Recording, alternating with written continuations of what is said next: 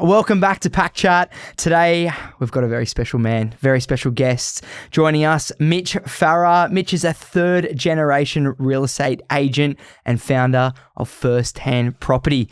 With a deep-rooted passion for the property game and a wealth of experience, Mitch is all about helping Australians make smarter property decisions. Mitch, you've seen the property market from so many different angles as an agent, as an advisor, as a property manager, as a holiday letting manager. Right off the bat, you're specialising in the eastern suburbs of Sydney, one of the most dynamic and sought after property markets in the country. Look, can you take us through your journey into real estate, why you chose to focus on the area, and what makes the eastern suburbs a challenging market to be in, I guess, as an agent?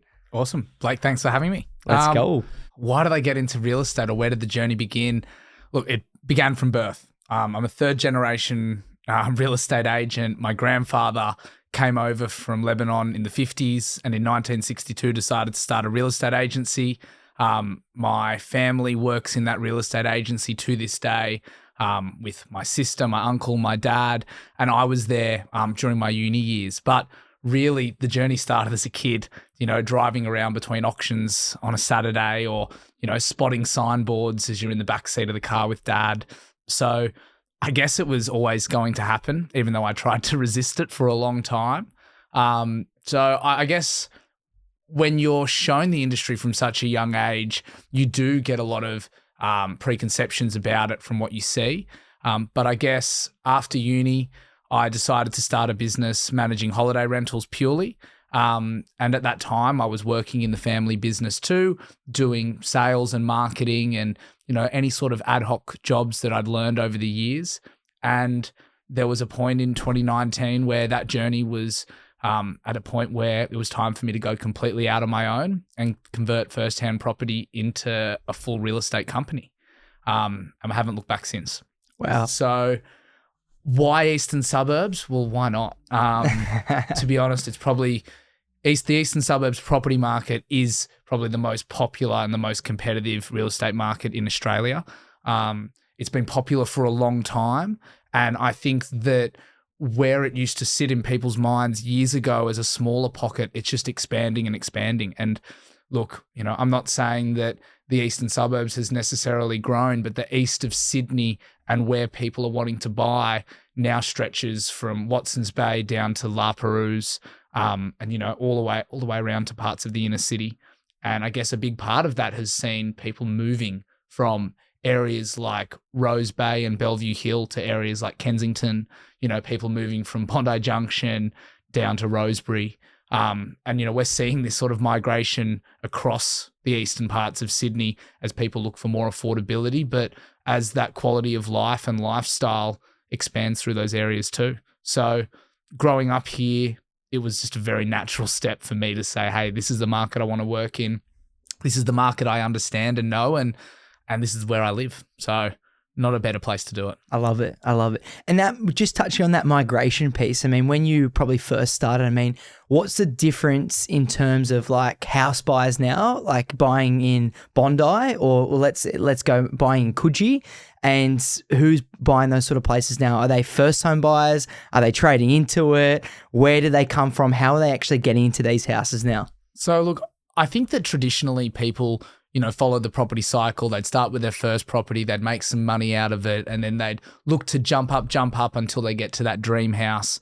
Some people continue trading just for the fun of it. But I think that keeps you in business, doesn't it? Trade all you want. Trade all you want. But I do feel that the types of people, obviously, that are buying in these sorts of areas, houses in Coogee, you're talking really a minimum 3.5, 4 million, and that's just getting started. House sales in Coogee can go up above 10, 12. So who are these people? They're people that either have no mortgages, or if they do, they're really pushing themselves to the limit. And I guess, we're seeing that a lot at the moment where buyers are, they feel confident in that Coogee is going to be a stronger, long-standing market, but at the same time, it's not easy just to throw a $3.5 million mortgage down on a property too. But there are lots of people doing it. Obviously, from our side, we don't necessarily get to see how much of that is paid for with cash and how much of it's borrowed. But there's obviously a lot of families that want to be around this area. There's a lot of people that have lived in Coogee their whole lives and that upgrade all the way through. But as I've mentioned, there's a lot of people that are turning around and maybe coming from more affluent areas and getting more value for their money coming down. So, we do see a lot more people coming into the southern areas of Sydney's east from the northern parts, because maybe you can trade a 3-bedroom apartment in Bondi and go get a 4-bedroom house in Malabar. Wow. And even the Malabar market is just booming as well, isn't it now? Hugely so. Yeah. So I feel that Malabar really took off around that COVID period. And I think that, that popularity is still definitely there, but like any sense of pent-up demand, it's always going to have a correction and a balance out. And with a number of these markets, when you see less buyers acting and more properties on the market, that supply and demand sees that correction. But, you're spending, the money you're spending in Malabar today is closer to Coogee, Maroubra and suburbs further north than it's ever been. Yeah.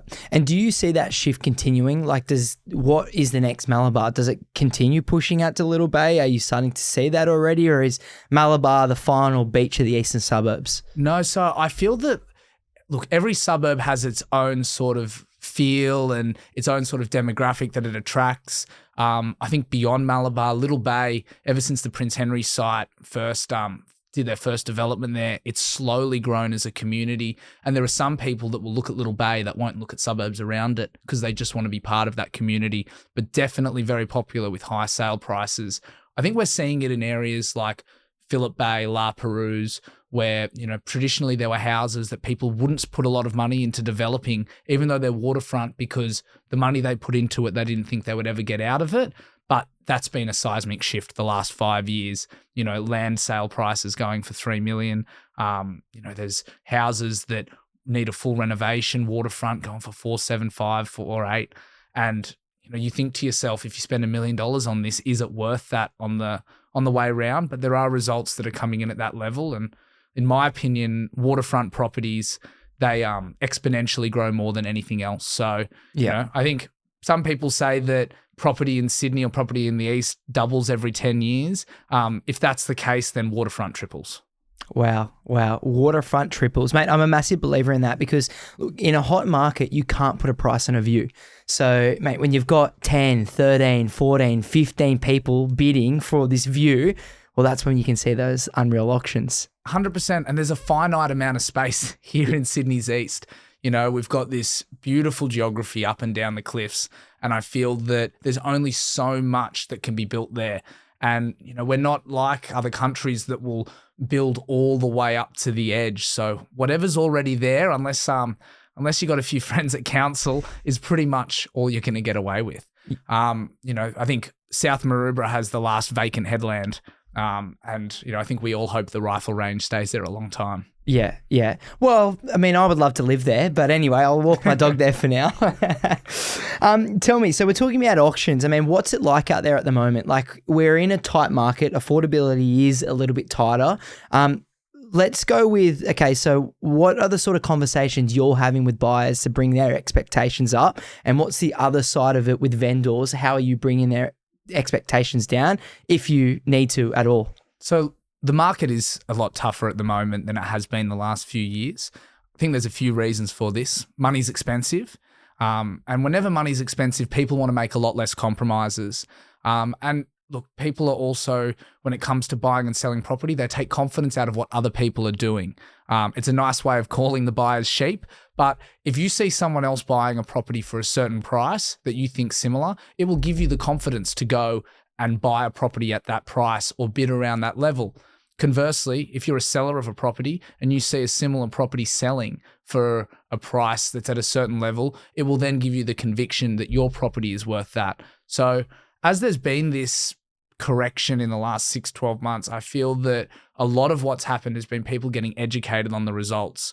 The problem was the back half of last year, properties were being listed but not being sold. So for the owners considering dropping their price, they would think to themselves, well, that property's still listed, that's still listed. I don't want to drop myself down. And at the same time, buyers were there going, well, that hasn't sold, they're asking for this. We don't want to push to that price. I think the difference has been at the start of this year in the first quarter is that the buyers and sellers are bridging that gap. I think that people see a federal election coming. We understand that generally post-federal election, the lull often eases. We've had one rate drop, expecting a few more throughout the year based on what economists are saying. And that does also encourage people from a purchasing perspective. They have more buying power, but it's also a huge sentimental factor because if you feel now that the market's going to go up, you will then be more urgent to act. And so just touching on your comparable sales, like are you all over what is selling, what's not selling? And how often are you bringing up a comparable sale one, in a listing presentation to a potential vendor, but two, once you've listed the property to a buyer? As an agent, I think if you're not staying across what's selling in your market or even comparable to what you've got listed, then you're a massive step behind because not only do you not have that information to discuss with your owners, which is valid, it's happening right now, but these buyers are looking at these properties. And buyers in 2025 are highly discerning. They've got all this information at their hand. They can look it up. So a buyer should not be more educated than the agent selling the property. So when do I show these comparables? All the way through. So you should be talking about it with a vendor before you list their property, what's being sold. But what happens is you could list a property and within 4 weeks, there might be 3-4 transactions, 3 other things listed. It's important that the vendors are aware of what's going on as it's happening. And it shouldn't be coming up right at the crunch time. Really, it should be updated to them as it's happening. And look, I know a lot of agents out there that, they're giving daily updates to their vendors if things are listed, if things are sold, because the information's power. Exactly right. Yeah, information is key. Look, going on to your process, like obviously you've set up First-Hand Property, absolutely amazing business in Bronte. I mean, tell me, what have you taken from learning from your family business of NJ Farah, a really, really strong operator, 2 businesses in Sydney that have been there for 3 generations now. What do you take from NJ Farah and what do you bring from there and put it into your own business? So I guess the education of a family business and a family real estate business, it's obviously, it's affected how I've approached everything because it's all I knew. Before I was starting a real estate business, I started other businesses. So entrepreneurialism was always something that was in my blood. And I think I felt that if I wasn't good enough to run my own business, then I don't want to work in that industry. And I think that comes from watching the people around you, the people you love, do that on a daily basis. My grandfather started the business and, it's still so nice to this day when people come up to me and mention, lovely experiences they had with him back in the day. And, his approach was very non-typical, I guess, for real estate agents. He's, always noted as being very much a serviceman, someone that was a gentleman, very friendly. And I think that quality of service and the relationships with people is something that was always really important to him. And that's definitely stemmed through that business and then into me. I feel that the reason why I find it's important is that I have to be 100% myself all the time. Otherwise, I couldn't do what I do. So I'm a social person. I like building relationships with people. If I'm not doing that genuinely, then I think I would find it really difficult to put the effort in and, to be on the ball, on the phone 12, 14 hours a day. So relationship is key for your business. And I think a lot of agents in the industry miss out on the relationship piece a lot. A lot of, especially the younger ones, a lot of cold calling, I've got to hit my targets in terms of how many people I need to speak to, because then that will convert into how many appraisals I get, which convert into how many listings that would pick up. I mean, for you, how do you continue a relationship? Do you just be yourself? Are you meeting up with coffees? What are you doing? So it's a real mix. Look, those people that are out there cold calling, doing the numbers, they're doing really hard yards and they're getting results. I feel that what I do is what works in line for me. I feel that it had to be a relationship approach because it's my own business. If they don't have a relationship with me when you're starting a business, or you don't feel that there's a sense of trust there with the person, I don't understand how then they could be convinced to come with me and to work with me. But I guess, back on maintaining those relationships, I think it's just about you've got to keep in touch and communicate. And whether that's a phone call, a text message, going for coffee, depends on the client. Some clients, they want short dot point emails. They want to call you and have a quick conversation when something's important. Otherwise, they don't want to hear from you. Some clients really want to use your guidance and your expert advice and want to run things off you for not just things, pertaining to their management or their sale or their holiday let, but maybe just in terms of their whole property strategy. And, my perspective is, if you engage us to work with us, I'm not here just to do the job you're paying me for. You now have a trusted advisor who's here to work with you through anything in property. And I'm lucky that I've grown up with that experience, that there are things that come second nature to me that might seem foreign to others. And that approach has meant for me that, maybe there are some people I've worked with and serviced over many years before I've actually done a deal with them in any sense, but they might have referred 3-4 people along the way, or, the goodwill from that, it always seems to come back. So I'm not changing my approach anytime soon. No, I love it. And in terms of where your business comes from, are you getting business from potentially your rent roll book? Are you getting new business from listings? Can you give me an example as well and a story of where you picked up some business? So look, it can come from anywhere and everywhere. I think that you do need to build good relationships in associated industries. I think, accounting, buyer's agents, finance, there are so many different people that are working with property owners every day, and having good relationships with them definitely helps to make sure that you get a steady flow of referrals coming through. I find that obviously, making sure that they can trust you to do the job is massive, because often if you're working with a property manager and they don't do a good job, no one's ever going to take your advice ever again, because a property manager doing a bad job can be quite chaotic for an owner. I guess, I had an interesting one recently where I got a call off a current client. They said to me that they had someone who owned a property in their building, had a long-time property manager. They'd become non-communicative, and they needed someone who would give them a call and work with them. So I called this lady. She was so amazed that someone called her within 45 minutes of hearing that I'd existed. We had coffee 2 days later to discuss the strategies around her property. And look, I'm expecting an email this afternoon to say, look, agreement signed. I'd love you to take them over.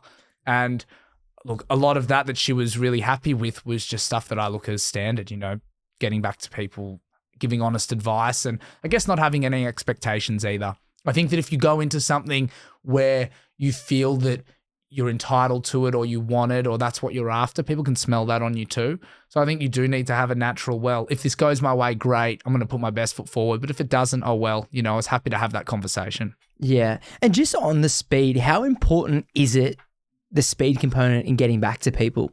It's essential. And I'm far from perfect at it. Sometimes I'm on a phone call and I hang it up and I've had 10 missed calls since. But people in this day and age, they expect you to be contactable. It's not like the old days of the landlines where, you get back to someone eventually. We're so accessible. And I think that it's not just in the real estate industry. I think it's how we live as humans, is that if someone doesn't answer your call, you're kind of like, why didn't they answer? If they don't respond to your text within 40 minutes, as a friend or a family member, they're like, why haven't they gotten back to me? And I think that when you're working in an industry like this and when your competitors are being so on the ball and so quick to respond, if you're not, then you're going to fall behind. I'd like to say I'm probably a lot better at communicating with my clients and my colleagues than I am with my friends and my family. But they understand, in a day, my phone can be going off all day, and eventually I'll get back to them. Yeah, no, I'm on the exact same page as you. Friends, family, they definitely get put on the back burner when I've got calls and emails coming through all day that we need to get on top of, because mate, speed is so crucial in this game and to get on top of things. Look, going back onto the listings, tell me some of the strategies you would actually give to a client to enhance a property value. So I feel that when you first walk through a property, the main thing you should be looking at is, how is a buyer going to perceive this property? What are they looking for that can be improved here? And, what's the cost benefit? Are you going to overcapitalize by investing in that thing or not? I think that natural light and lighting is massive, absolutely huge for what people are looking for. No matter what, you're going to look for a place with natural light. So if it doesn't have it, you need to be assessing, when does my property get natural light in the day, and put your inspections around that, or make adjustments to the lights or the paint or any sort of items that can naturally or artificially enhance that. I think that in 2025, people want a turnkey aesthetic property.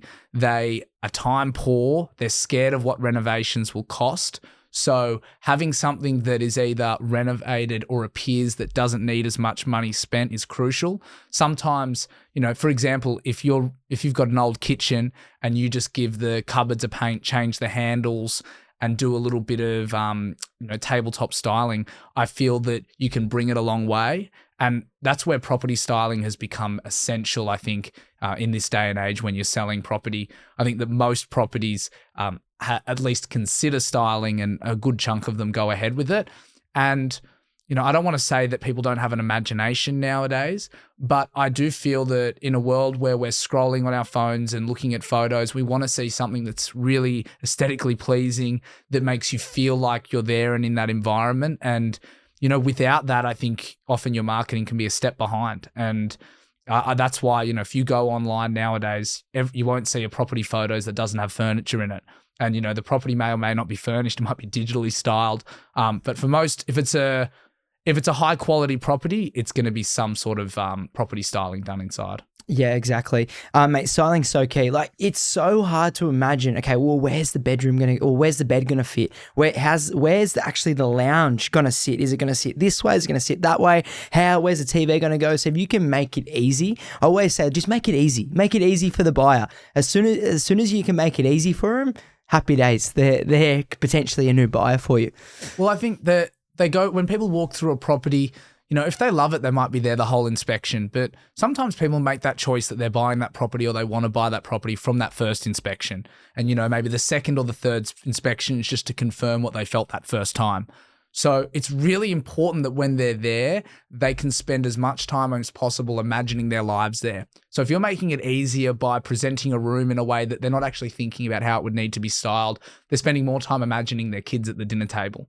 And I think it's the same for, anywhere across an apartment, a house. People really do want it put in front of them so they can turn around and say, okay, perfect, that's how I would do it. And then they think more about the other things in the property. Is it the right size? Does it face the right way? Is it going to be noisy? What are some of the strangest things buyers ask for? Like, what are they, do you know some weird things? Like, is it they want like certain ceiling heights, or what is something that you hear commonly? Well, ceiling heights is definitely something people look for. I think that anything that's 2.7 plus, people see as 2.7 meters plus. People see as that's a good height. 3 meters is high. Anything beyond's fantastic. Some apartments have 2.4, and if they've got a false ceiling to get the lights in to hide those popcorn ceilings, it can feel quite tight. Buyers can be strange, just like humans can be strange. So you come across plenty of unique characters, and obviously they walk into an inspection where there's a real estate agent there, who's dressed quite formally, and some people really respond to that and open up, and some people really put their guard up and don't want to talk to you. But people will always ask about if something is in a flood zone, or they might talk to you about crime in the area. Look, I can imagine I could go through probably 100 different stupid questions I've been asked. Yeah. But all of it generally comes down to the livability of them in the property, safety and security. And I guess they're all trying to find out, what are they missing? They can see what's there, but what's not there. Where does the sewage line run? If they're thinking about putting in a pool, is a question that comes along quite often. What's the development potential? Are the neighbours going to renovate anytime soon? Council websites provide a lot of that information, but, buyers definitely are always got their eyes out to make sure that the purchase that they're making, which may be the biggest of their lives, isn't a mistake. Exactly. And just on that, I mean, what can a vendor, from a vendor's point of view, is what can they do to enhance their property? So we spoke about renovation, we've spoke about styling the property, but is there anything else they can actually do to be like, my property's better than Joe Blow down the road? So better, I think a vendor can do a number of things for their campaign that can help enhance the property and how it's viewed. Decluttering is massive in terms of space, and making people feel like there's more space in the property than there is. Obviously, we spoke about renovating, but I think timing is massive too. You need to look at where your property is, what the sort of market is for it, who are the buyers that are going to be coming through, and then try and pick your time of year quite accurately from that. Obviously, the traditional best-selling seasons, usually are spring and just after summer as you head into autumn. But sometimes the right time might be a little bit later than that when there's no stock on the market. If you're listing your property and there's 10 others that are exactly the same on the market at the same time, but a few months later there's half of that, then chances are that timing will do you better than the time before. Yeah, no, I mean, you're on the money there. And tell me, winter sale, like obviously the properties look darker. I always suggest, especially in winter, as I get my clients, I said, go in there and turn all the lights off. Tell me what it looks like. I mean, how do you sort of get around that? I mean, what are you sort of saying to buyers to educate them going, well, actually, it really looks good out here in summer. You get the beautiful morning sunrise here. You can sit here. Are you selling them the dream? Are you picturing it? What are you doing? So I think that for me, I'm always trying to tailor the inspection for the best possible natural light, when the street's not going to be as busy, maybe not going to be as noisy in the area if there's people coming and going, or if it's near a school. You're looking at all these different environmental and area factors that can have a positive or negative effect on your inspection, and you do your best to tailor it as much as you can. Look, back in the day, you could give a great spiel about how much light comes in later in the day and this and that, but buyers have apps now that track the sun, and they can stand there and be looking around and say, oh, yep, in the winter solstice, it comes through over here. So I think that buyers have a lot more radar for bullshit than they used to. And nowadays, I think you can actually get them by being straight. Sometimes if they think you're trying to hide something, they'll keep digging. Sometimes just calling it back at them, oh, it's a bit dark today. It's like, yeah, it is at 4 p.m. in the afternoon. Bang. And often at the end of the day, we're not trying to deceive. We're trying to market things as best they can, and we're trying to show things in their best light. But look, sometimes as well, the buyer might still be interested if it's a little bit dark there, but maybe you earned yourself a little bit more credibility by, rolling with the punches rather than, getting your back up and trying to turn it into an argument. And look, no one wants to get into an argument with a buyer, especially in inspection. There's no need. You know, there are some people there that'll be trying to agitate, or that, will be trying to say something to see if they can catch you off guard. But look, it's all part of the process. I think that you've just got to run with it and, be relaxed and have a good time. Don't take yourself too seriously. Yeah, exactly. And going from a buyer's point of view, I mean, what do you like when it comes to negotiations? What do you like to hear from buyers? Do you like them to lowball you? What's an ideal buyer for you, and how do they communicate an offer? Well, look, I like any buyer that wants to put an offer forward. Any buyer that's genuine, whether they're at the price point or not, but if they're looking at it to a point that they want to put their best foot forward, it's a starting point. It's not where you start, it's where you finish.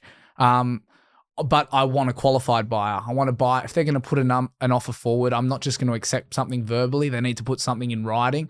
I also want to understand the parameters of their purchase. You put an offer forward that doesn't have a settlement period, that doesn't understand what their conditions of sale will be. You want to have a really good idea of not just what that offer is, but what that looks like as a whole, because these are important to an owner as well.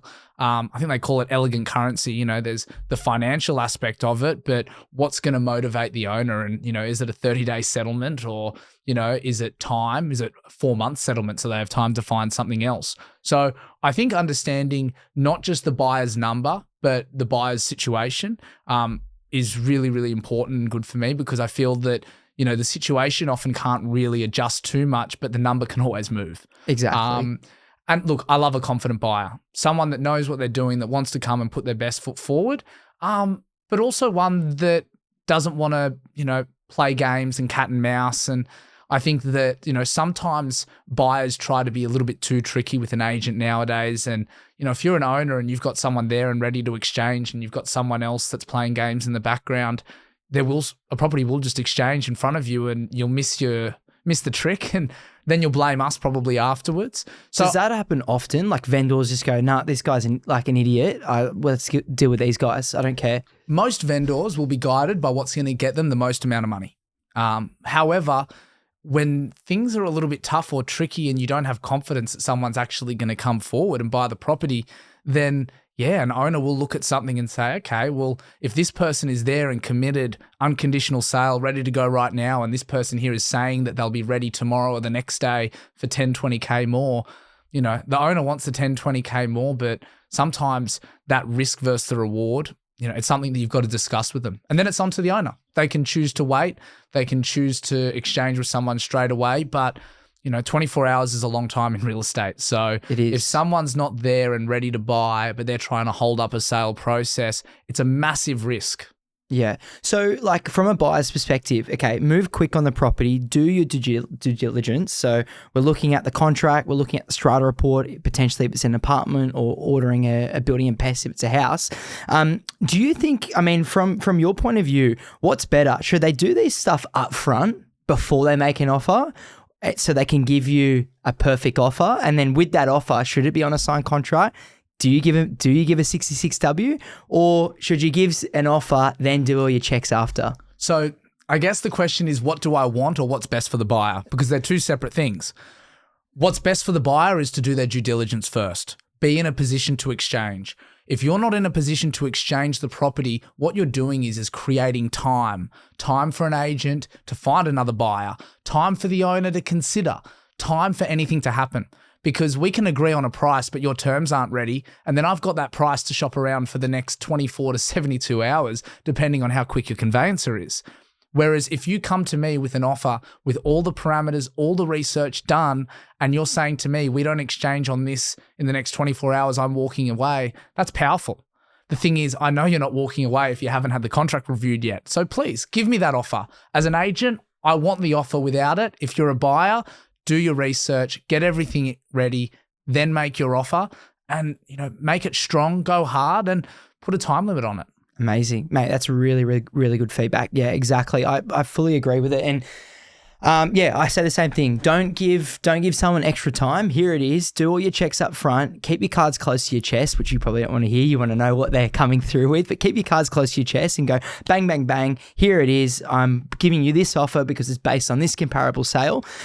But what I think it also does, it also gives you pointers to go back to the vendor.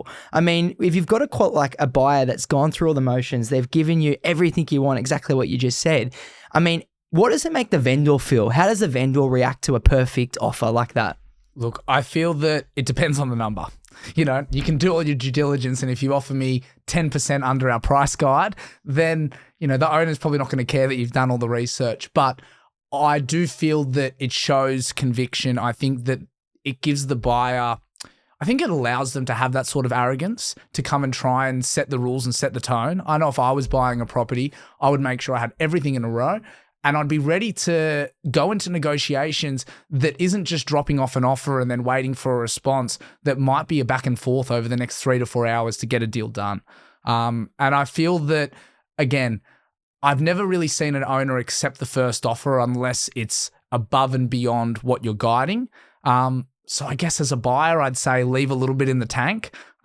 Agents love that. It makes them look good coming back and forth, getting it up a little bit. So as a buyer, I would definitely hold a little bit up before you go and push yourself forward. But also at the same time, as a buyer, you can approach the agent and say, what will your owner sell for right now? And if they have the ability to give you that genuine answer, then maybe you can buy it with that one bid.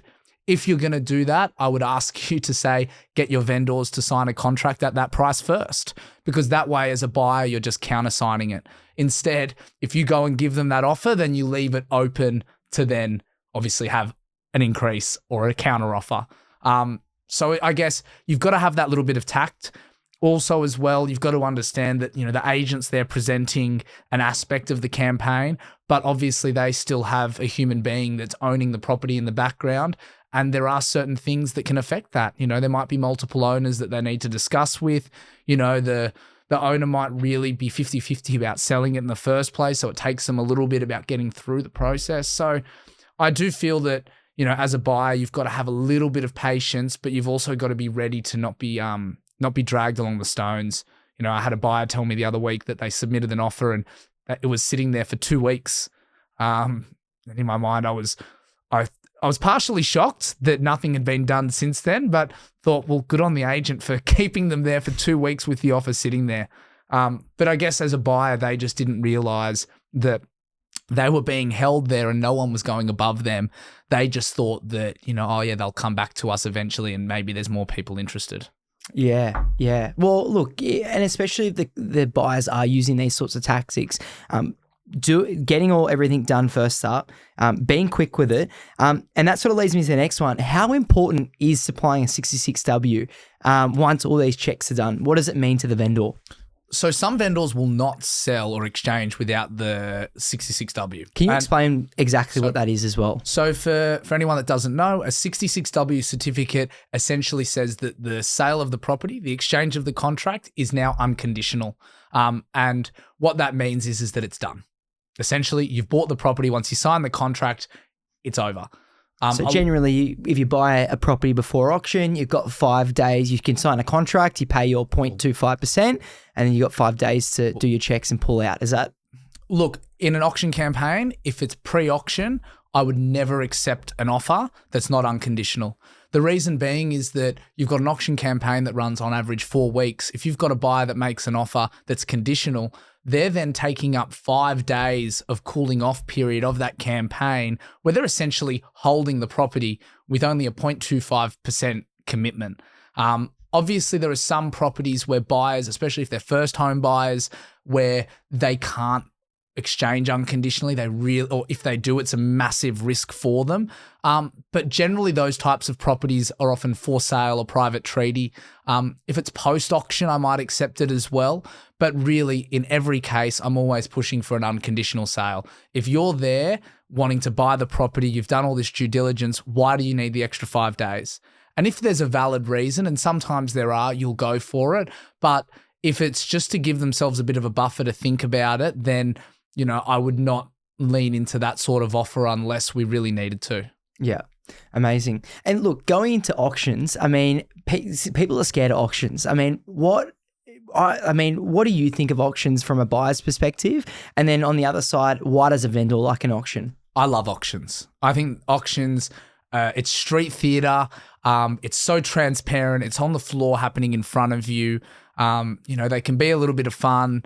Obviously, there's going to be people that miss out and there's going to be disappointment. But I feel that when you have an auction, it brings the seller and the buyers to the forefront.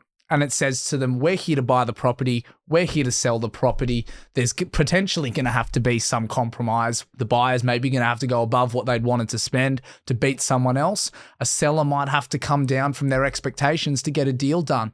But everyone's there. So I do understand there's a lot of buyers that are scared of auctions. There's a lot of agents that are scared of auctions. It can be quite intimidating having to perform in front of everybody and be there on the floor. But I feel that it's such a great way and a transparent way for two people or more to compete on a property. Or if there's only one buyer there, even for an owner to say, okay, we're going to negotiate with this one person. Sometimes you can have 4 people register, but only one person bids for one reason or another. So I feel that it's really important. I feel that also the auction, for an agent, the auction process isn't just about the auction at the end. The auction process creates urgency in a campaign. So if you know you've got an auction date in 4 weeks' time, it says to the buyers, get yourself ready. You've got 2 to 4 weeks to do your due diligence, to decide whether you want to brought the property and turn up.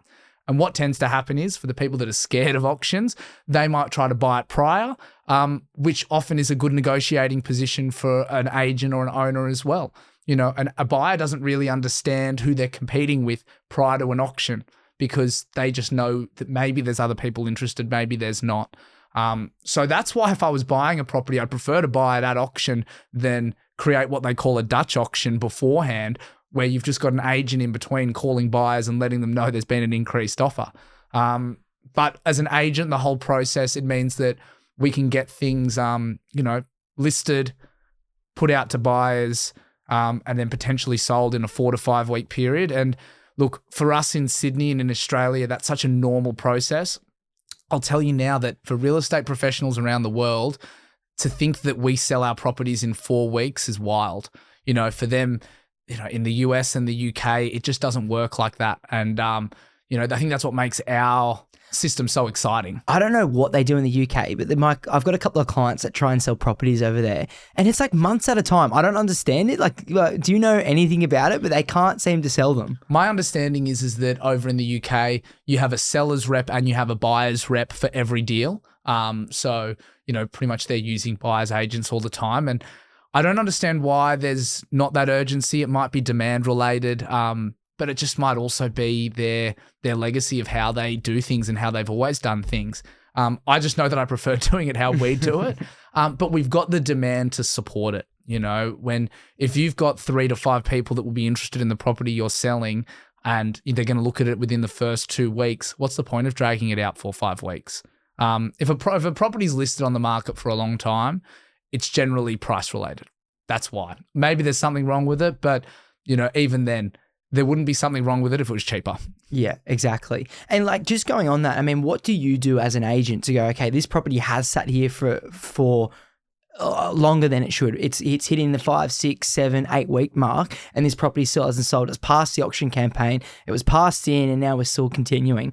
At what point do you start working the vendor down, or what are you doing in the back end as well at the same time? Are you on the phones calling buyers? Like, are you looking at other properties? Like, what are you trying to do? So when a property is still on the market for a while, then you really do need to understand what's the owner's motivation and what's the best strategy to make sure that you can make that happen.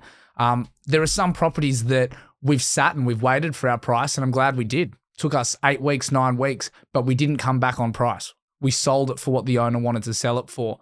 But you're not always so lucky to do that. And not a lot of agents have the time to be able to do that either.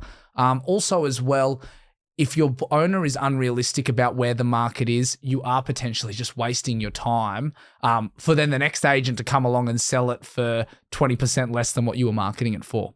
So if you're not having those honest conversations with your owner about what their property's worth, what's actually happening at the time, then, they're not going to be on board for what your strategy is anyway, and you won't have a strategy that's going to be effective to sell. What are you doing at that time? I think as an agent, you've got to stay calm. If you start putting a lot of stress and anxiety into why it hasn't sold, and I think that you can make things harder for yourself. I think it's about going back to the basics. Go back. Call all the buyers that have come through. Does the marketing need tweaking? Are you using all the mediums and forms that you should? Yes, in this digital age, there's a lot less people engaging with print, but so often I've seen a letterbox drop to a street or to an area, get a buyer that might have been in the background, not really active, but all of a sudden they've seen an opportunity and they've jumped on it. See, just that little thing that you just said then, letterbox drops. Geez, people are going to hate you, the guys that live on a main road in a unit block, because I can tell you they get smashed for their letterbox. And look, understandably so, they hate it. It's junk mail. It's coming in through. If you're an agent and you put out a 2,000 letterbox drop canvas and you get one phone call off it from someone who wants to sell, or, you find one buyer off it, then it's a success really. So I can understand why people are upset and annoyed about it, and and why they will continue to be. But are they still complaining about the sponsored posts that are popping up in between their Instagram feeds or all over the internet nowadays? Because it is the same thing essentially. But one of them's obviously just not as friendly on the environment. On the front side, maybe on the back side. That's it. Yes, exactly right. And just on tech, what is out there for agents to sell properties? Like, what are the platforms that you're using? Are you on both realestate.com and Domain? Why would you just be on one or the other? What's out there? So real estate tech has come on leaps and bounds in recent years. Media convergence and that shift from the traditional to the new age in real estate is an industry that things always happen a little bit later. And I think that nowadays, if you're listing your property, most people in Sydney essentially are listing on realestate.com and Domain.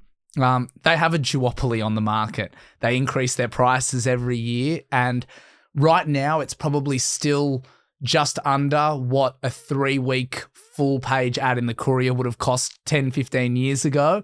But it's not cheap, and I think that we're kind of at the behest of these organizations. They're both backed by big media corporations, and you are using them because it is the fastest and most direct way for a buyer to look at your property, engage with it. You get that inquiry.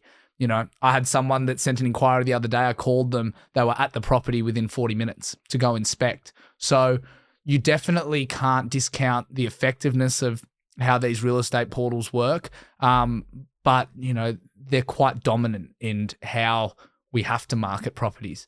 Outside of realestate.com and Domain, there are other websites out there. There's Homely, Real Estate View, there's other things, but really people are using those two platforms the most. When I compare inquiries, sometimes, if it's a property in Maroubra, I'm looking, is it more Domain, more REA? Sometimes it's 6 of one, half a dozen of the other. It's either balanced, or one campaign will be more like this, one more like this. I think a lot of buyers are using both. Will jump from one to the other, but maybe have a preference more to one. Is it important to them to use both? Like, how often is someone listing just on one or the other? In my market, quite rarely. But, for example, I think the average realestate.com or Domain campaign at the moment would be about $3,000. So you're paying $6,000 to go on both. If you're an owner, why wouldn't you consider going on one to start? And I guess the reason is the fear that you're going to miss out on a buyer.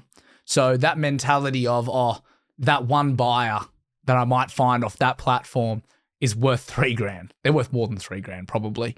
So I guess that's the conditioning and the way that we're working, and it's the way things are.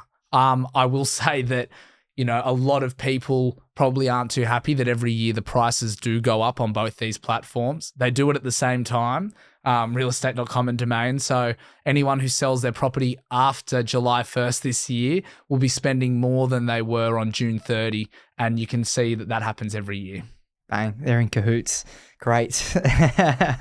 And look, in terms of like your own database, so I know you've got a really tight vendor database of who owns where, when you sold their property, what conversations that you're sort of having.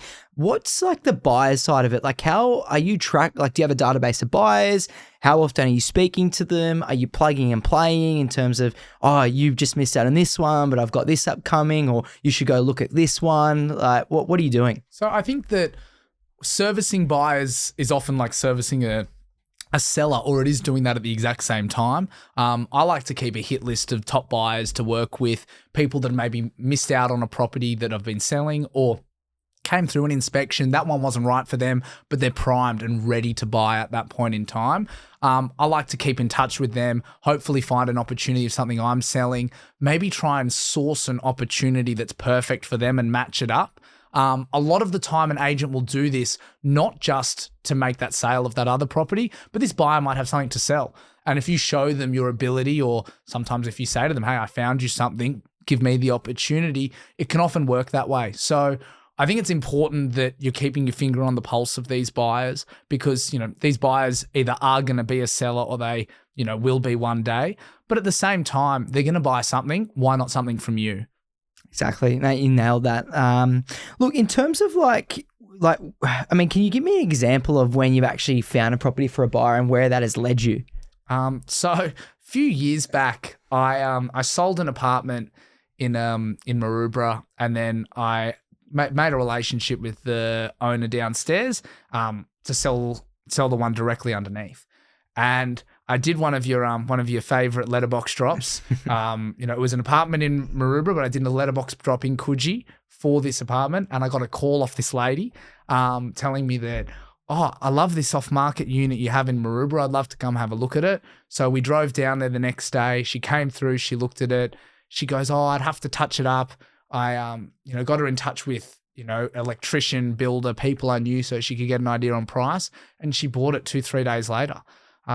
So that was, I guess that wasn't someone specific that I've gone and called, but she came through dormantly, and then all of a sudden, next minute, within a few days, I'd sold 2 properties, one below the other in the same building. Wow.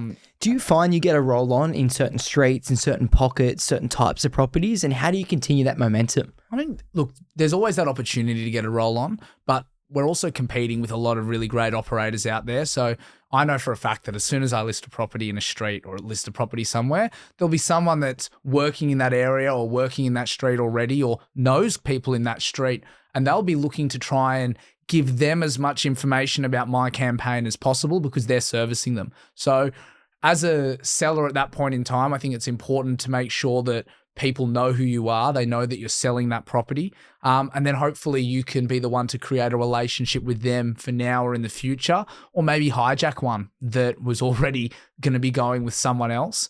I find that it's really, really important that if you can control the communication, then you can be the one at the front foot. So for example, if I'm listing a property, I'll do an invitation to inspect to the street. I think that that's most effective if you do that before you go live in the marketing campaign, because you're giving people information that no one else has. If you're live in the campaign and then you do your just listed or your invitation to inspect, suddenly, these people might have already heard your property was listed because they saw the signboard, or an agent was like, did you know that Mitchell's got that property down the street? So they'll still engage with you. Yes, and then you get the answer, yes, I know, Mitch has already called me. Wow, bang. Yeah. They don't like hearing that. No. But I think that when, and it's the same thing when a property's sold. You'll see a lot of property prices are withheld because a seller or a buyer do not want the price put out there.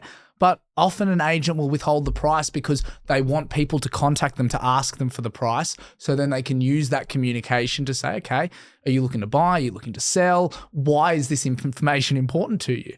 So these are things that we do on a day-to-day basis to create more touch points. And, obviously the more touch points, the more people you have in your orbit, the more likely that a certain deal might drop at one point or another. And then obviously it's on you as an agent just to maintain that information, keep it up to date. I've heard a lot of agents talking about the difference between having a database full of people and having clean data. And clean data is essential. You can have 1 million contacts, but if it's not organized and doesn't have notes on it and you don't really know who's who or what's what, then does it really matter? You could have 200 people on there that you know everything about, and that might be more effective. So exactly. It's like having 100,000 in your bank account that you never will ever spend, or you can spend it. I say spend it. Oh, spend it. And just in terms of like other agents, in terms of competition, like how important is it for you to have a relationship with other agents in the area? And what sort of, are you getting information out of them that helps your clients? What are you doing with them? I generally have a pretty good relationship with agents. I think as an independent, it helps because, you're not really rocking too many boats.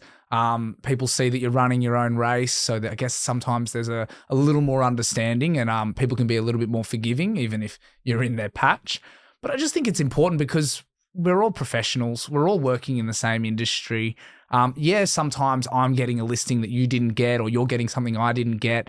But if you've got a good relationship with the agents, you can get information and you can work together. So often we'll do a conjunction deal, or maybe an agent might say, look, my client wants to sell, but they need to buy your property first. So having that relationship with you can help to proceed that in the right way. Conversely, obviously it's a highly competitive industry. It's dog eat dog. So if someone's getting a listing, it means it's a commission that you're not getting because they're getting it. So naturally it creates a lot of friction, and that friction can, be everything from, withholding information to, I'm sure some agents give a lot of false information out there as well. Yeah, definitely right. And just on competition, I mean, so you've obviously got First End Property in Bronte. It has property management, obviously sales, and you've got holiday letting. Holiday letting is something what really no one really offers that sort of service. Can you explain to me what exactly First End does for property letting, and what sort of properties are you leasing out on Airbnb? So we started as a holiday management business. Some people call it Airbnb management. Airbnb is just a platform, just like Booking.com is a platform. Stays, which is now VRBO, is a platform. But us as holiday managers was pretty much saying to owners, look, we want to operate your property as a holiday rental like you would an investment property. We'll host guests and we'll manage that from start to finish. Everything from taking the booking, accepting the funds, organising the check-in, making sure the property's guest ready, organising anything in between if there's issues or questions, and then, making sure then that it turns over and is ready for the next guest afterwards. What does guest ready mean? Guest ready means the property's clean. It means that, all the linen's done. It's been checked that someone's going to walk in and it's ready for them to walk in. If a property, the worst thing that can happen is when a guest turns up and the property's not ready, it's not being cleaned. It's the worst start to their holiday. And, a holiday guest is a lot less forgiving than a tenant. Everything needs to be a lot more immediate. You need to be responsive. I know some property managers, take liberties with how long they get to respond. In holiday management, you don't have that luxury.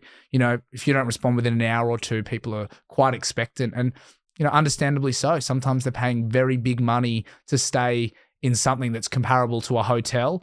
And all of a sudden it jumps across from being customer service to more being like hospitality. And I guess for us, we started down that path because we saw an opportunity. We saw that there were people operating in it, but, a lot of them were, old school vacation rental operators at the time. And we wanted to come in from more of that real estate perspective. I also loved the idea of servicing people and working with them, not just when they're buying and selling and, when they're renting out their investment, but when they're an owner occupier too. But that doesn't mean we don't have investor clients. So if you're a holiday letting client of ours, you're probably fitting in one of three categories. One of them is you are an investor and we can get you a better yield through this process than your typical renting. But often it's owners that have mixed use in a property. So maybe they come and go, whether it's, 6 months on, 6 months off, or they come and go intermittently. And then lastly, a lot of our clients might be a family or someone that says, hey, this is where I live 7-8 months of the year, but I like going traveling for 4 or 5 months and I don't want my property to sit vacant. In fact, I want it to pay for my holiday. Amazing. And what is the yield? What's the yield difference compared to standard lease, 12-month lease, compared to leasing it out a certain period of the year? So it's down. Every property is different. And there are some people that come to me and say, Mitchell, should we do holiday letting? Are we going to get a better yield? For me, if you're not getting 30 to 50% more gross from the income coming in, then you should really seriously consider whether holiday letting's right for you, because the costs are more in terms of managing expenses like, your outgoings, your electricity, your gas, your internet. But also as well, the management fees are higher. I'd say that, we're 15% plus GST for a holiday letting management fee when it's about a third of that for a long-term let. So you really want to make sure that you've got a big buffer to make sure that you're covering that. But also as well, expectations and standards have gotten really high. So for me, if you're going to do a holiday let, the property needs to be renovated. You have to have air conditioning.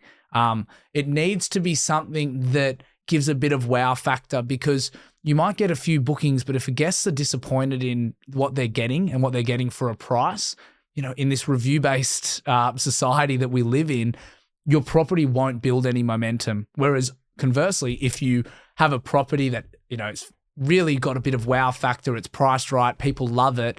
If you see that it's got 10 5-star reviews, 15 5-star reviews, it gives you the confidence to go and book that. It also allows you then probably to increase your prices to get more bookings. Yeah, wow. And just on that, I mean, what are some of the rules and regulations someone needs to know before they get into holiday letting? So the rules and regulations for holiday letting vary on council to council, city to city. In Sydney specifically, you need to know that there's a rule that says if you're an investor, you have a cap of 180 days out of 365 days a year where you can holiday let the property. But there are a few caveats to that. 1, any booking over 21 days does not count as part of that quota. So for a business such as mine, we tend to use a mix of holiday letting over premium seasons to longer stays in out of season periods to help navigate through that sort of compliance. But that same rule does not apply if you're an owner occupier letting out your property. Other rules that you need to be aware of is that some strata buildings do not allow holiday letting. Now, there are some people that will argue that those bylaws aren't worth the paper that they're written on. However, I had a situation recently where we had a building manager and strata agency turn off our fobs for a building. And there's nothing like having a guest locked out of the apartment because they can't get in the lift to turn around and say, okay, we need to stop doing holiday letting now. So you do need to be aware of, I guess, what's accepted in the rules, but also what are your neighbors going to put up with in terms of, if it's an apartment block, are you going to have someone that's going to make it really difficult to be successful? On the other hand, a lot of our house owners that do holiday letting, we've got really good relationships with the neighbors because they're the ones that can be the first ones to tell us if something's gone wrong or if they see something. And obviously having that helps us greatly. Wow. Tell me, the fob turned off, you've got a guest trying to get into the apartment. What do you do? Plead with the building manager and strata agent to turn the fobs back on, promise that this will be the last guest that will ever happen, and hope that they agree, which they did not. So they allowed us to get the guests back up there, but we refunded the guests for the rest of their stay and we helped them find alternate accommodation. They weren't impressed, but the situation that was put upon us at that point, we could only deal with as it came forward. But I can tell you now that property hasn't been holiday let since. And I guess that the building manager and the strata agency got their way. They won. There you go. Well, sort of for now.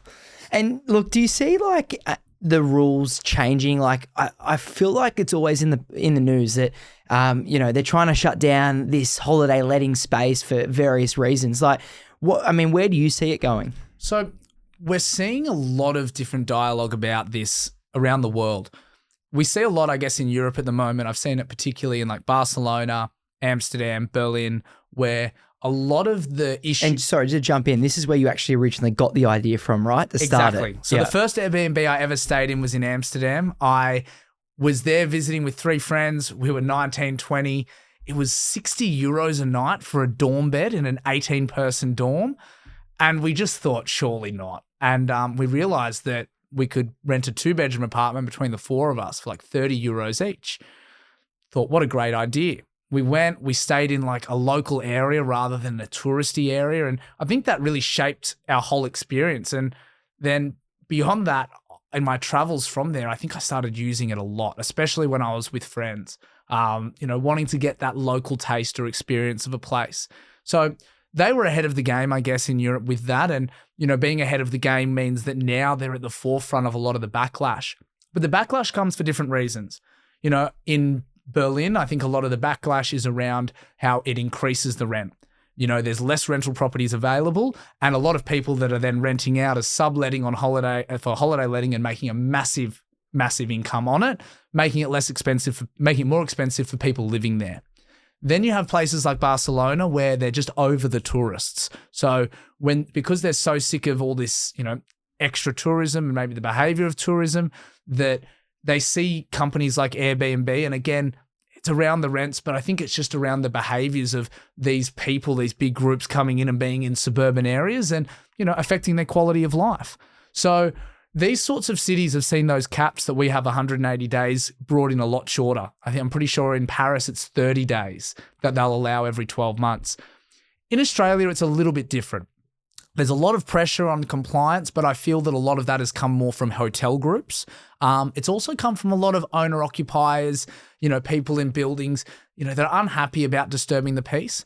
I feel that sometimes people talk about rents, but I can tell you now that, the holiday letting properties are not increasing the price of your Bondi rental. The Bondi rental is going to be expensive and have that demand anyway. In fact, if you want to get a cheaper deal, you're better off just looking in the winter months than in those summer months for that property. But I feel that either way, where's it going to go from here? Unfortunately, we live in a society where, they don't take rules away. They often bring more in. So I can just see that compliance is going to continue to be increased. Right now, you've got to have fire extinguishers and fire blankets in all of your holiday rentals, an evacuation plan similar to what you'd see behind the hotel door that tells you how to get out. And I think that we will see more and more of this that will fit into not just the compliance for holiday rentals, but how we how we sort of house people, and that I think will be important. Look, I think actually a lot of the holiday letting has come off in Sydney because the rents have increased so much. So those people that were getting a massive advantage off it aren't getting it as much anymore. The rules have been tightened, and I think it's desaturated the market a little bit too. A lot of people are returning back to going to hotels as well. I think that the sentiment around everything's shifted. So it'll be interesting to see how it plays out, but there's a place for everything. And I think that, platforms like Airbnb and Booking.com are going to continue to be popular. I think that from a trend point of view, what we're seeing is that in the past, people would book things really far in advance. Post-COVID, we find that I think a lot of people now are booking their holidays, within 3 months rather than 3 to 12 months ahead.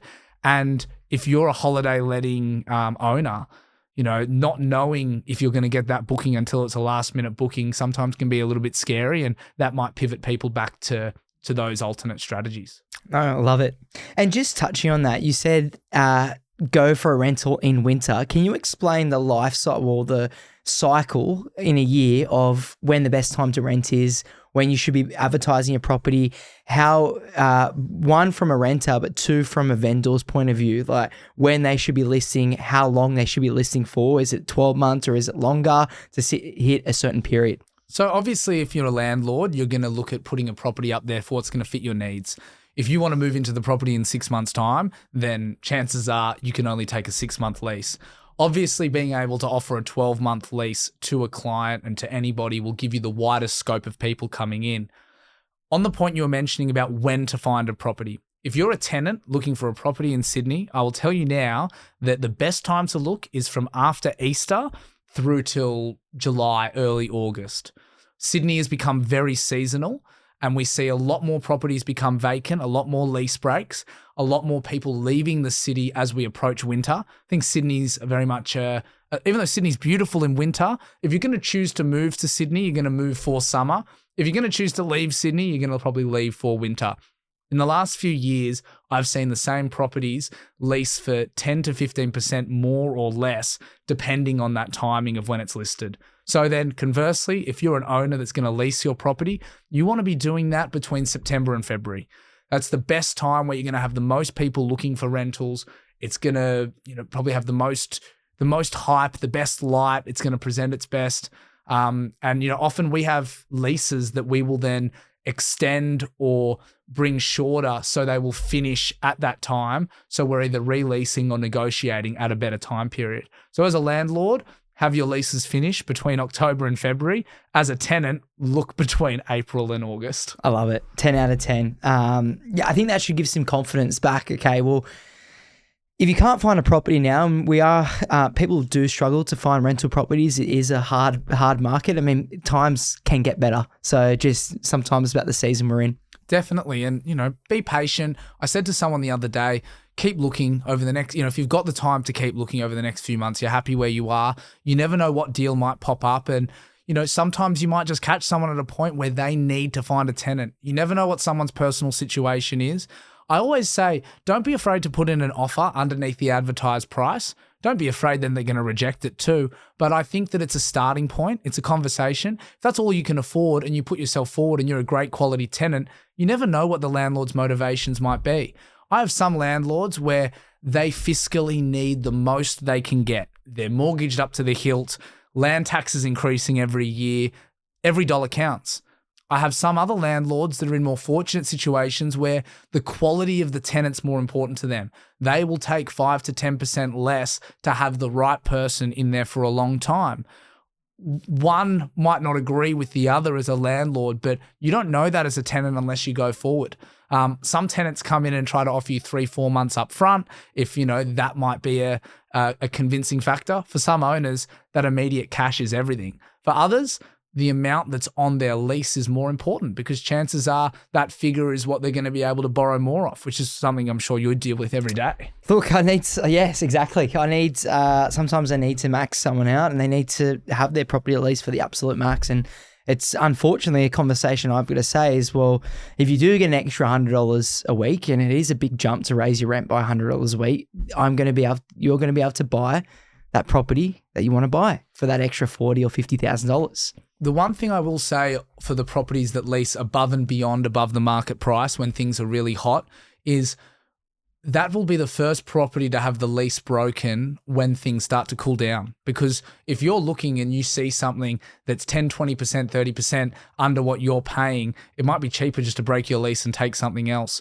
So I'm not saying don't take that. Like obviously, you know, these huge offers. Why wouldn't you take them? But it's something to be aware of. I had a property that we leased in December of 2023 for $1,800 a week. Massive overs. It was probably worth $16 to $16.50. But those tenants broke their lease in May, and the property got released 2.5 months later for $1,495. So, in the scheme of things, yeah, it was really great getting that initial rent. But you know, would it have been better to take a family for $150, $200 less at that time? You couldn't have called it, but these are the things that can happen. And it costs to refine a tenant. Obviously, we've got the letting fee that goes to I guess, the property manager or the letting agent. You've got, what else do you have? You've got advertising fees. Yeah. So, you know, essentially if you're going to lease a property, you've got to expect to pay, you know, your 1 week's letting fee. You've got advertising on REA and Domain that combined is about $450. If you do need photography or anything else updated, that can be another couple of $100 on top. So there are these expenses there. If a tenant's broken their lease, you are getting some sort of financial compensation, but that's a lot less than it used to be. The way they organize it nowadays is that if a tenant breaks their lease, it's at maximum a 4-week break lease fee, minimum a 1-week break lease fee, and they determine that depending how long of the lease has been gone. So they break it into quartiles. Essentially, the first 25% of the lease is 4 weeks, the last is 1 week, and then you have 2 and 3 weeks in between. So it's definitely there. I mean, a tenant can break a lease. Going on to an owner's side, what's their protections? Can they break a lease if they want to move into a property? Very difficult. So an owner cannot just decide to break a lease. An owner can make an appeal if there's some sort of, compassionate reasons. But even then, you're going through a process of going to a tribunal, and at the end of the day, you still might likely not win because that tenant has signed an agreement that allows them to live there for the next 6-12 months period of time. If you're an owner and you need to move into your property or you need the tenant out earlier, the best way to do it is by having a conversation. We always say to the owner, let us speak to the tenant, find out what their plans are. Maybe they want to move out. Maybe they'd be happy to leave early if they saw something else. Generally, if they're happy, you'll have to find a way to compensate them. And depending on how much they love the property, that compensation can be, and how long's left in the lease, that compensation can be a lot more or a lot less than expected. We've had situations where we've assisted by helping the tenant and finding them the property for them to move into. But, you know, if you're a tenant and you don't want to move out, you don't have to. So as an owner, I think that if you want to move into a property early, you need to be ready to go to the negotiating table with the tenant, and maybe you're paying removalist costs. Maybe you're giving the last couple of the weeks rent free. There's a number of ways I've seen it done, and you know the more the owners had to pay has definitely been judged upon how much the tenant wants to leave or not. Yeah, exactly. And then just on that, let's say you're an owner, you want to sell your place, and you've got a tenant in there. What's the benefit of keeping the tenant in there? And or is it better to try and get them out of there, or when their lease expires? It's all circumstantial. So I find that if you're an owner wanting to sell a tenanted property, there's a few things we look at. How much longer is left in the lease? If you've got a property that's it's only 1 month into a 12-month lease, you are making your buyer pool a lot shorter because suddenly an investor will look at it because perfect, there's a tenant in there straight away. But if you're an owner-occupier, you might not be able to move in for 11 months. That might not work for your buying situation. So if you're selling with a tenant, I always say try to do it in the last 3 to 5 months of the lease if possible. Some owners don't have that luxury. But selling it with a tenant can also create issues with access, issues with presentation. So the access can mean, you know, if I'm selling a property that's vacant or an owner-occupier lives in, if I call them and say, hey, I want to go to the property, if it's vacant, I can go there anytime. If it's tenanted, you know, very, very difficult to have that sort of immediate opportunity to go show the property. In fact, almost impossible. If you've got a really good relationship with your tenant, they'll work with you. They might work with you on the presentation. They might have it look in a certain way. But, there are some properties that if it was tenanted, you'd look at it and say to the owner, we are at a disadvantage because of this. Does your situation allow us to wait? And if it doesn't, then we have to compromise and just go ahead. We had a tenant last year who was a lovely guy, but let's just say, the way he had the property presented versus how a styling company would have it presented were worlds apart. But he agreed for us to do a pseudo styling of the property while he lived there, and it made a massive difference. And I think that, again, to create that opportunity isn't always easy because a tenant's not always going to be happy that a property's being sold. You might need to compensate them for it to work. But if you can get that across the line, it could make a huge difference, because if someone's walking into a property and they walk in and it's dirty, or there's plates in the dish, like in the sink, and even really bulky furniture. If you're someone that's like, what, I live by myself, I've got a massive couch and a massive TV, but the room's a shoebox, but I don't care because I live here. That presentation for a buyer walking through will really indicate how small the room is. So these are things that you've got to take into consideration. And I guess in a perfect world, we can, have influence and control every single aspect of that sale. But not everything's perfect. So in a lot of these cases, it's what compromises can we come to, what can we negate, and how can we proceed forward in the best possible way. Yeah, no, exactly. You really summed that up really well. Look, going into your business firsthand, like you are a business of many hats: sales, property management, holiday letting. Have I missed something? Good looking people. I don't know. We've got an office that's filled with dogs. So very puppy friendly office, and all the dogs in the street come in. So I think a doggy daycare essentially is what we're becoming. I love it, with the water bowl out the front, isn't it? Oh, the water bowl out the front, the bus stop. It's never ending, but we love it. Very good. But no, look, you hit the nail on the head. We've got those three departments, those three functions of the business. So obviously property sales, you're selling property, and it's quite independent of the other two departments, because you've got your property management and then your holiday management. There's a lot of crossover between the property management and the holiday management. So, a lot of similarities in terms of, you're managing a tenancy, you're managing a guest, you're leasing a property, you're securing bookings. Maintenance is maintenance, although, as I've mentioned before, a lot more urgent, to do things in immediate fashion, no matter what level it is for a holiday management. Whether if it's a property management, you can obviously have a more practical sense of time depending on what the issue is. And I guess for us as a business, we love having all three, because a person can sometimes flow from one department to another. So we had a property that started off as a holiday let because the owner was thinking about moving back to New Zealand and wasn't sure whether he was going to stay there or not. So we started with that. He then decided, yes, I'm going to be here. So it was worth getting a 6-month tenant. And then at the end of that 6-month tenancy, he said, look, guys, I'm ready to sell. So we had one client that went through every stage of the business until the end. And we found that being able to offer all of those services, like I mentioned before, means that because it's quite complementary, you can keep working with people through these different areas. And for me, they're all as important as each other. Obviously, sales is the glitzy part of real estate. You see the sales agents in their flash cars and, the flash watches. They, standing there in an expensive suit, and they're selling property. It's what most people think about when they think of real estate agents.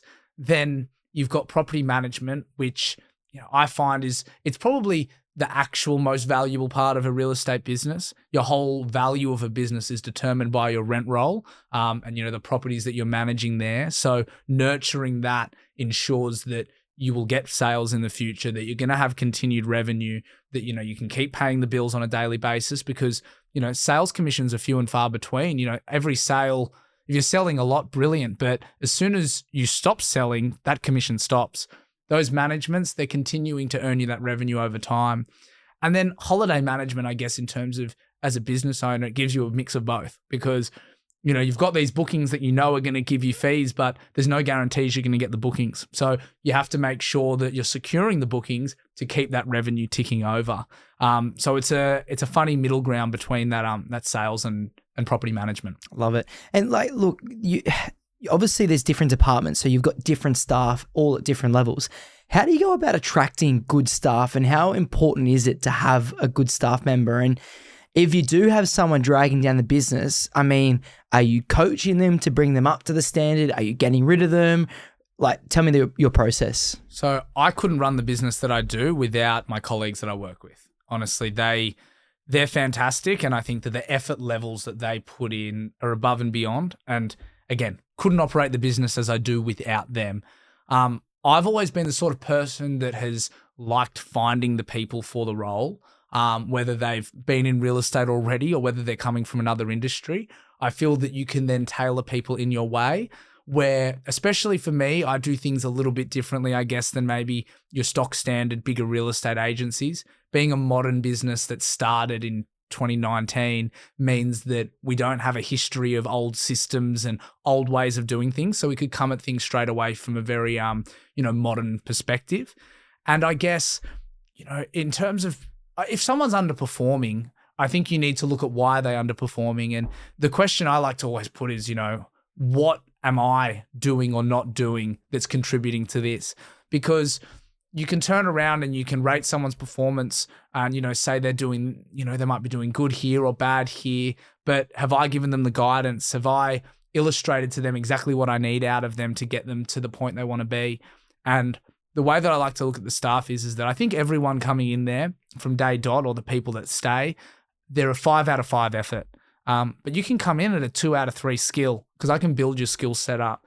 I've had people in my business that have started in a certain position, and after 4 or 5 years, not only have their skills built up, but they've then grown through into different departments where they can work across all 3 areas. And it's true. I do have 3 departments, but my holiday management operator is proficient in helping the property management team. My head of leasing and BDM, she can sign up a sale, she can sign up a holiday management, she can sign up a property management. She can run a Pilates class as well. She can run a Pilates class. Titan Fitness at Coogee, if you give Mel a plug for down there. Don't go there. If you're out there and never done Pilates, it killed me. I did it last week, Tuesday at 6:00. So that's where it is at Titan. And I didn't realize how intense Pilates was. Like I was sore for 3 days after. Well, look, how popular Pilates studios are nowadays. I'm thinking about turning my upstairs in the office into one. What did they say recently? Looking for property prices is there a Pilates studio opening in the area? And I've got some friends down in Wollongong and looking in areas around there, and that's like an indicative idea. Is like, 3 Pilates studios.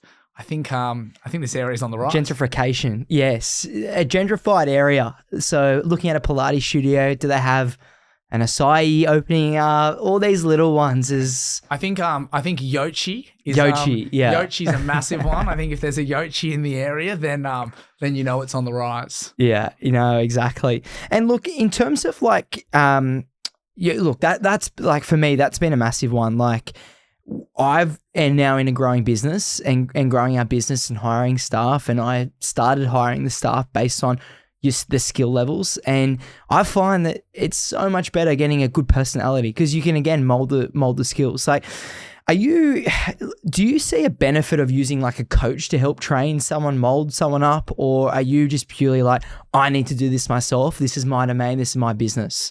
In the past, I was very much my domain, my business, my way. And I think it's because I wasn't as skilled and understanding. I think I was still figuring a lot of things out, and it was almost a bit of a control aspect. It was like I needed to stay in control of it, because if I didn't, it might be done in a different way. And it's not that I don't think that's right, but maybe I won't understand it. I think there was maybe a bit of fear behind it.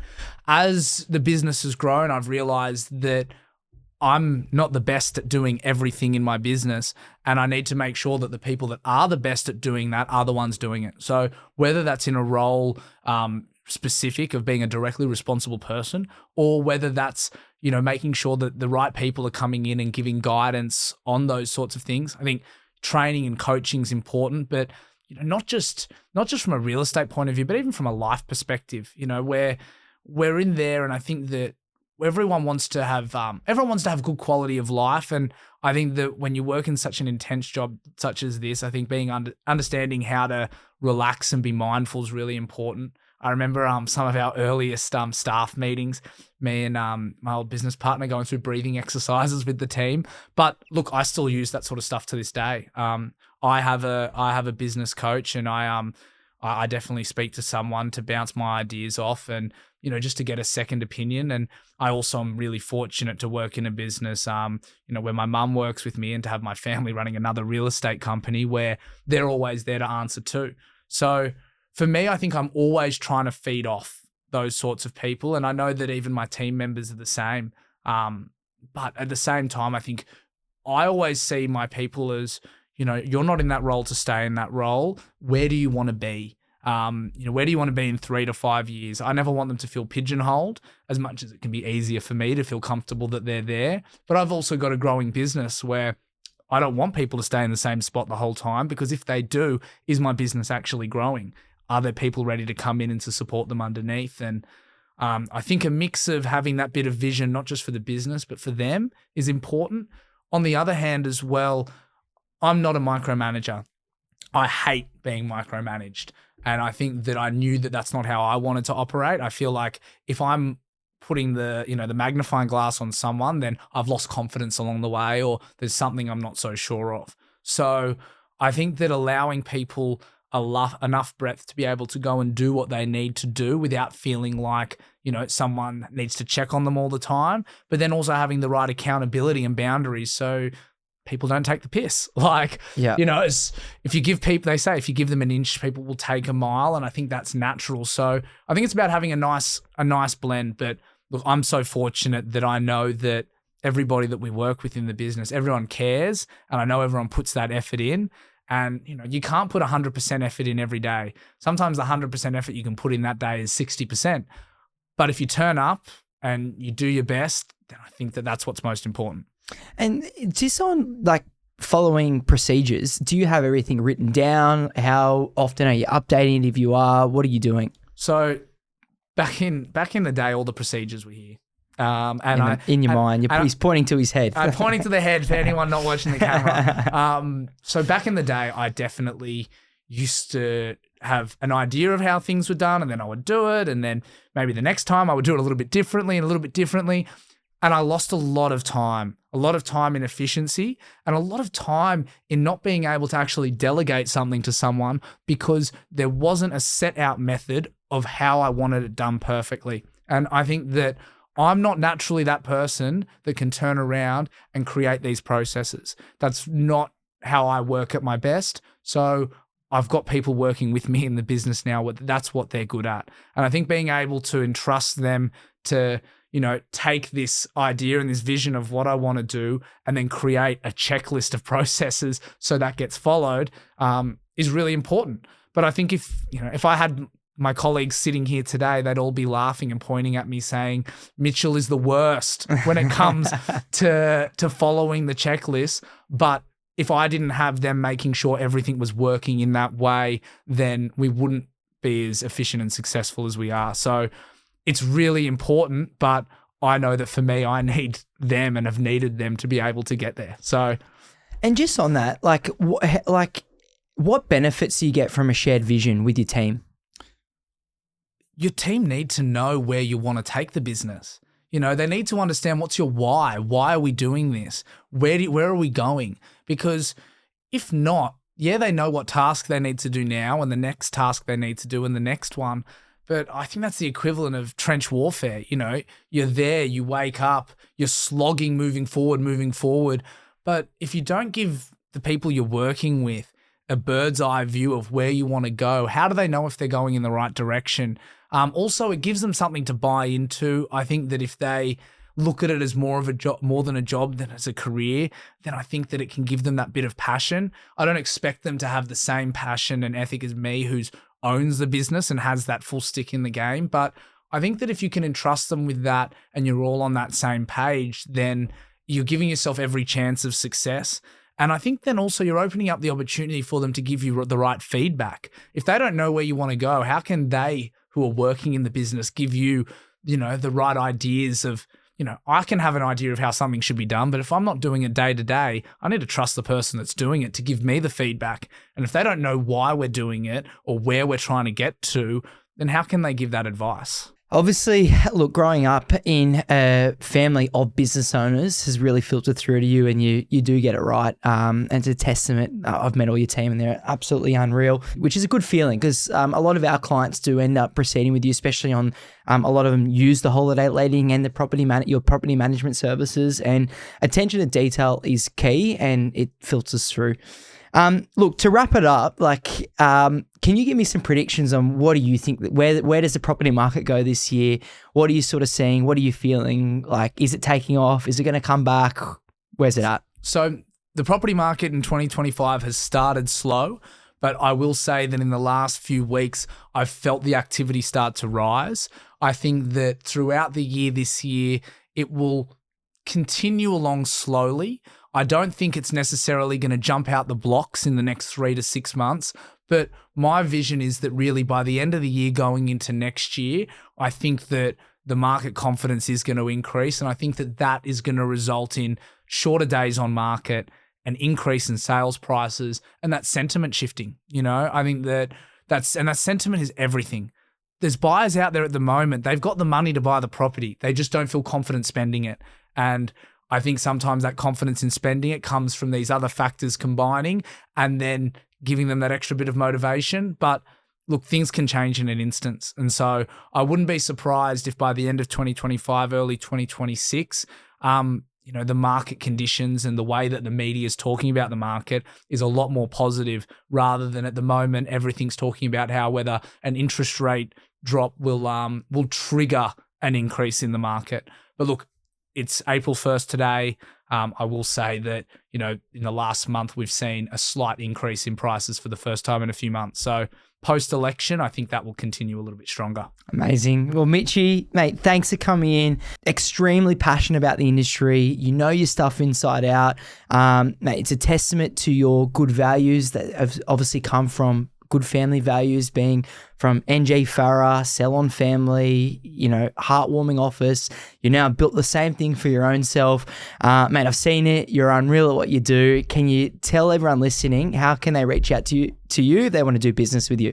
So if you want to reach out to us, Firsthand Property, Google us up online. You'll find our offices in Bronte. It's the one with all the dogs coming in and out of it. Walk in and say hello. Give me a call, text message, email, whatever you feel comfortable with. But look, we like to have a pretty inviting atmosphere, and I love meeting people face to face. So if you're around, drop in. All right, Mitchie boy. Well, thanks for coming in, and everyone, thanks for listening to Pak Chat. We'll catch you next time. Thanks, Blake.